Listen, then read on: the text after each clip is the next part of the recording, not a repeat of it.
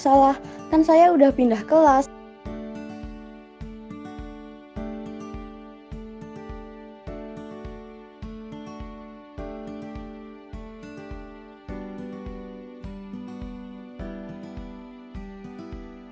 Lock and Key Theory atau teori gembok dan kunci pertama kali dikemukakan oleh Emil Fisher pada tahun 1894.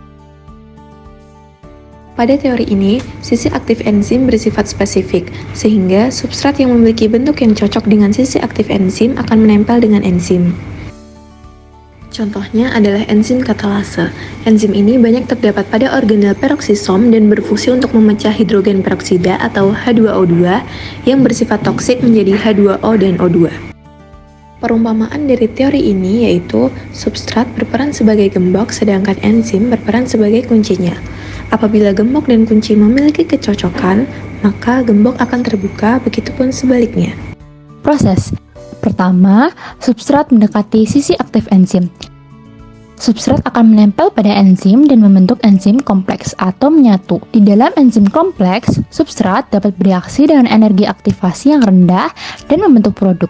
Setelah bereaksi dan menghasilkan dua produk atau memecah substrat, produk akan meninggalkan enzim. Lalu, enzim akan kembali seperti semula. Teori Indusvit. Teori Indusvit ini ditemukan oleh seorang ilmuwan yang bernama Dennis Kousland pada tahun 1958. Teori ini menyatakan bahwa kofaktor akan berikatan dengan sisi allosterik untuk mengubah bentuk sisi aktif enzim agar dapat mengikat substrat tertentu.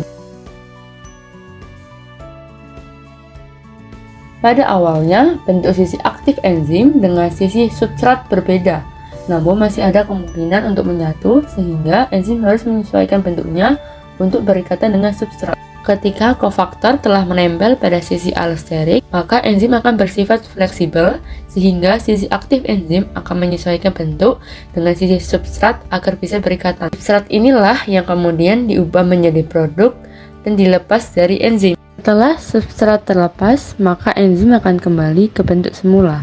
Contoh enzim yang sering disebut mengikuti teori Indusvit adalah enzim amilase yang substratnya adalah amilum.